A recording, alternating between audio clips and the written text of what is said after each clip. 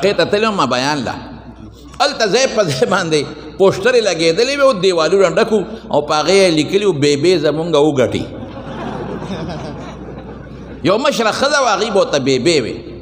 او ځای په ځای په پوسټرې بیبې زمونږ او د هغې تصویرونه هم پکې وو مشره ښځه وه ډېره دینداره بیا ما تپوس وکړم دا څوک ده وایي دا زمونږ د کلي مشره ده او ډېره نیکه عبادت ګزاره ښځه ده او چې کوم ځای مړي وشي ډېر خدمت کوي